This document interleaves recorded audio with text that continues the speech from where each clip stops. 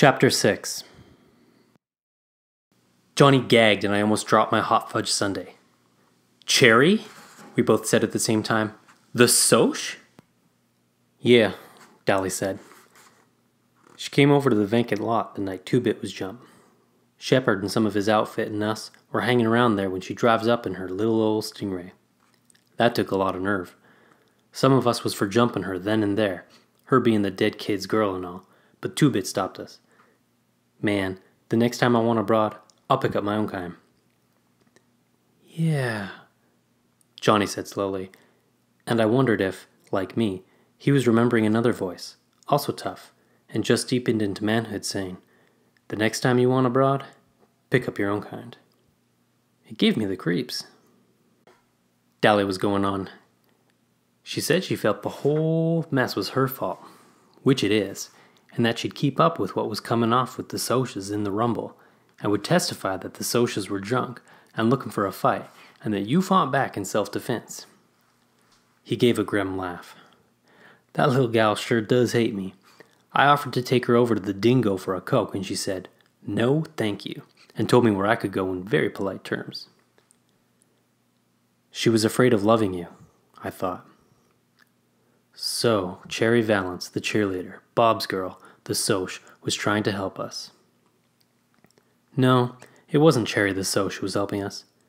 It was Cherry the dreamer who watched sunsets and couldn't stand fights. It was hard to believe a Soc would help us, even a Soc that dug sunsets. Dally didn't notice. He'd forgotten about it already. Man, this place is out of it. What do they do for kicks around here? Play checkers? Dally surveyed the scene without interest. I ain't never been in the country before. Have you two? Johnny shook his head, but I said, Dad used to take us all hunting. I've been in the country before.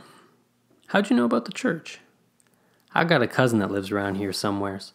Tipped me off that it'd make a tough hideout in case of something. Hey, Pony Boy, I heard you was the best shot in the family. Yeah, I said. Darryll's got the most ducks, though. Him and Dad. Soda and I goofed around too much. Scared most of our game away. I couldn't tell Dally that I hated shooting things. He'd think I was soft. That was a good idea. I mean, cutting your hair and bleaching it. They printed your descriptions in the paper, but you sure wouldn't fit 'em now. Johnny had been quietly finishing his 5th barbecue sandwich, but now he announced, We're going back and turn ourselves in.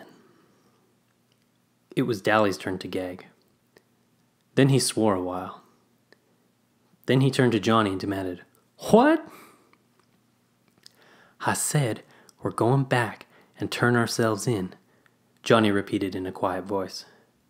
I was surprised, but not shocked. I had thought about turning ourselves in lots of times, but apparently the whole idea was a jolt to Dallas. I got a good chance of being let off easy, Johnny said desperately, and I didn't know if it was Dally he was trying to convince or himself. I ain't got no record with the fuzz, and it was self-defense. Pony Boy and Cherry can testify to that, and I don't aim to stay in that church all my life. That was quite a speech for Johnny. His big black eyes grew bigger than ever at the thought of going to the police station. For Johnny had a deathly fear of cops, but he went on. We won't tell that you helped us, Dally. And we'll give you back the gun and what's left of your money, and say we hitchhiked back so you won't get into trouble, okay? Dally was chewing on the corner of his ID card, which gave his age as 21 so he could buy liquor. You sure you want to go back? Us greasers get it worse than anyone else. Johnny nodded. I'm sure. It ain't fair for Pony Boy to have to stay up in that church with Derry and Soda worrying about him all the time. I don't guess. He swallowed and tried not to look eager. I don't guess my parents are worried about me or anything. The boys are worried, Dally said in a matter-of-fact voice. Two-Bit was going to Texas to hunt for you. My parents? Johnny repeated doggedly. Did they ask about me?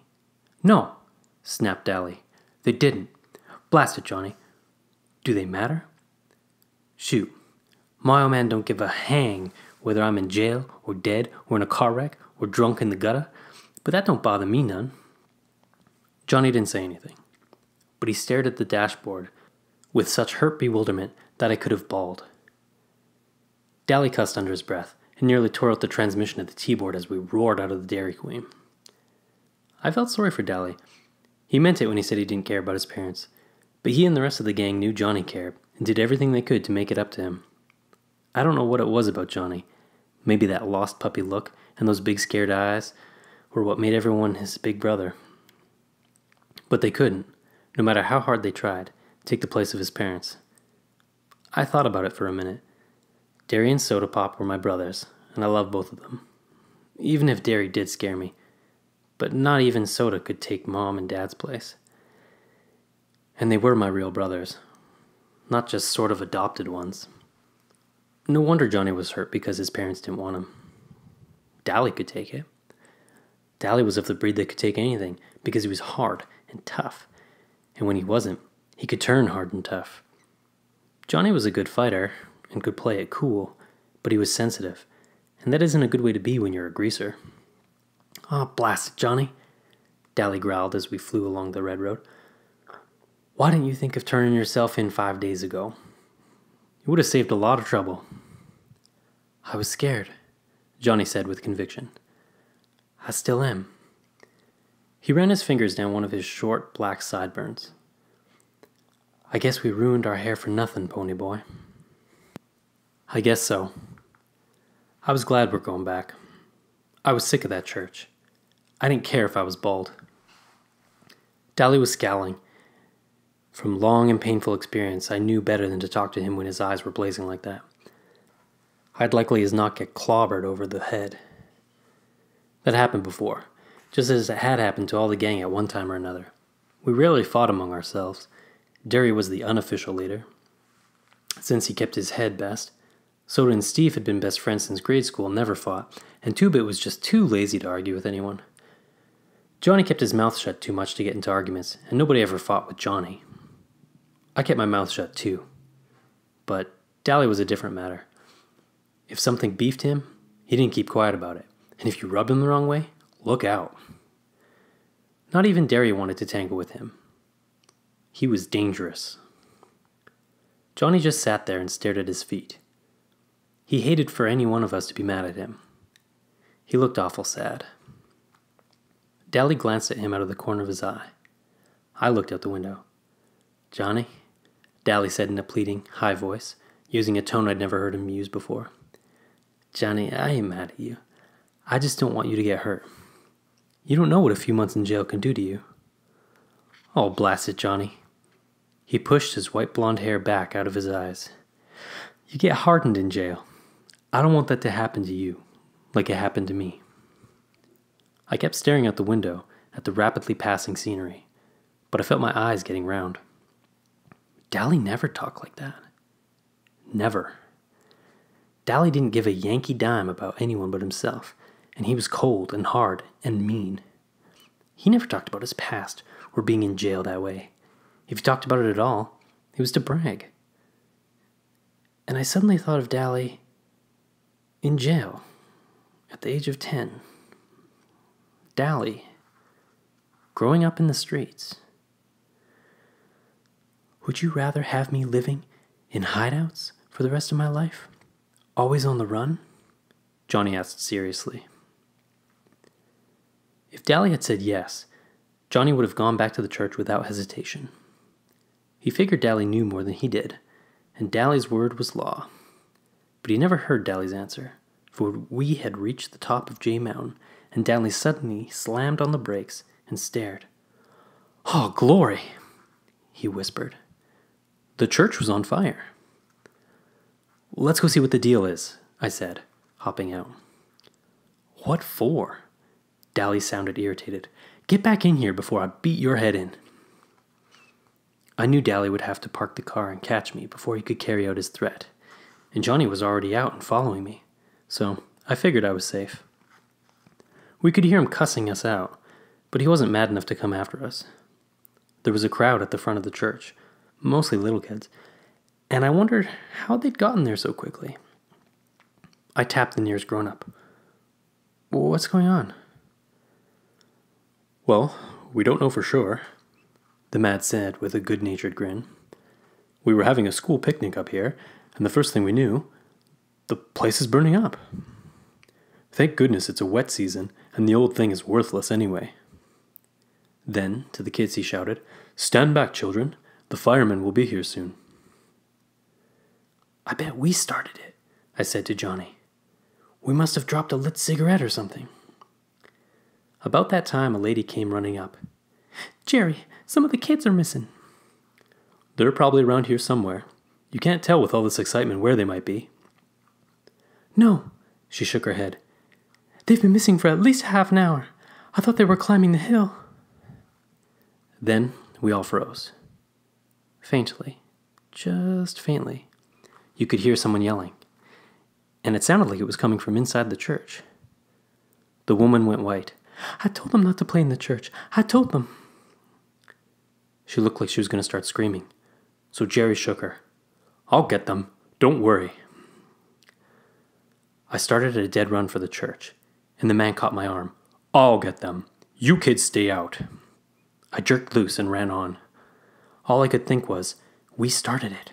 We started it. We started this. I wasn't about to go through that flaming door, so I slammed a big rock through a window and pulled myself in. It was a wonder I didn't cut myself to death, now that I think about it. Hey, pony boy. I looked around, startled. I hadn't realized Johnny had been right behind me all the way. I took a deep breath and started coughing. The smoke filled my eyes, and they started watering. Is that guy coming? Johnny shook his head. The window stopped him. Too scared? Nah. Johnny gave me a grin. Too fat. I couldn't laugh because I was scared I'd drown in the smoke. The roar and crackling was getting louder, and Johnny shouted the next question. Where's the kids? In the back, I guess, I hollered, and we stumbled through the church. I should be scared, I thought, with an odd detached feeling, but I'm not. The cinders and embers began falling on us, stinging and smarting like ants. Suddenly, in the red glow and haze, I remembered wondering what it was like in a burning ember, and I thought, now I know. It's a red hell. Why aren't I scared? We pushed open the door to the back room and found 4 or 5 little kids, about 8 or younger, huddled in a corner. One was screaming his head off, and Johnny yelled, Shut up! We're gonna get you out! The kid looked surprised and quit hollering. I blinked myself. Johnny wasn't behaving at all like his old self. He looked over his shoulder and saw that the door was blocked by flames. Then he pushed open the window and tossed out the nearest kid. I caught one quick look at his face, and it was red-marked from falling embers and sweat-streaked, but he grinned at me. He wasn't scared either. That was the only time I could think of when I saw him without that defeated, suspicious look in his eyes. He looked like he was having the time of his life. I picked up a kid, and he promptly bit me, but I leaned out the window and dropped him as gently as I could, being in a hurry like that. A crowd was there by that time. Dally was standing there, and when he saw me, he screamed, For Pete's sake, get out of here! That roof's gonna cave in any minute. Forget those blasted kids. I didn't pay any attention, although pieces of the old roof were crashing down too close for comfort. I snatched up another kid, hoping he didn't bite, and dropped him without waiting to see if he landed okay or not. I was coughing so hard I could hardly stand up, and I wish I had time to take off Dally's jacket. It was hot. We dropped the last of the kids out as the front of the church started to crumble. Johnny shoved me toward the window. Get out! I leaped out the window and heard timber crashing and the flames roaring right behind me. I staggered, almost falling, coughing and sobbing for breath. Then I heard Johnny scream, and I turned to go back for him. Dally swore at me and clubbed me across the back as hard as he could, and I went down into a peaceful darkness. When I came to, I was being bounced around, and I ached and smarted, and wondered dimly where I was. I tried to think, but there was a high-pitched screaming going on, and I couldn't tell whether it was inside my head or not. Then I realized it was a siren. The fuzz, I thought dully. The cops have come for us. I tried to swallow a groan and wished wildly for soda. Someone with a cold, wet rag was gently sponging off my face, and a voice said, "I think he's coming around." I opened my eyes. It was dark. I'm moving, I thought. Are they taking me to jail? Where? I said hoarsely, not able to get anything else out of my mouth. My throat was sore. I blinked at the stranger sitting beside me, but he wasn't a stranger. I'd seen him before. Take it easy, kid. You're in an ambulance. Where's Johnny? I cried, frightened at being in this car with strangers. And Dallas? They're in the other ambulance, right behind us. Just calm down. You're gonna be okay. You just passed out. I didn't either, I said in the bored, tough voice we reserved for strangers and cops. Dallas hit me. How come? Because your back was in flames. That's why. I was surprised. It was? Golly, I didn't feel it. It don't hurt. We put it out before you got burned. That jacket saved you from a bad burning. Maybe saved your life. You just keeled over from smoke inhalation and a little shock, of course. That slap on the back didn't help much. I remembered who he was then. Jerry somebody or other, who was too heavy to get in the window. He must be a school teacher, I thought. Are you taking us to the police station? I was still a little mixed up as to what was coming off. The police station? It was his turn to be surprised. What would we want to take you to the police station for? We're taking all three of you to the hospital. I let his first remark slide by. Are Johnny and Dally all right? Which one's which? Johnny has black hair. Dally's the mean-looking one. He studied his wedding ring. Maybe he's thinking about his wife, I thought. I wished he'd say something. We think the tow-headed kid's going to be all right. He burned one arm pretty badly, though, trying to drag the other kid out the window. Johnny, well, I don't know about him. A piece of timber caught him across the back. He might have a broken back, and he was burned pretty severely. He passed out right before he got out the window. They're giving him plasma now. He must have seen the look on my face because he hurriedly changed the subject. I swear, you three are the bravest kids I've seen in a long time. First you and the black-haired kid climbing in that window, and then the tough-looking kid going back in to save him. Miss O'Brien and I think you were sent straight from heaven. Or are you just professional heroes or something? Sent from heaven. Had he gotten a look at Dallas? No, we're greasers, I said. I was too worried and scared to appreciate the fact that he was trying to be funny. You're what? Greasers. You know, like hoods. JDs. Johnny is wanted for murder, and Dallas has a record with the fuzz a mile long. Are you kidding me? Jerry stared at me as if he thought I was still in shock or something. I am not. Take me to town, and you'll find out pretty quick.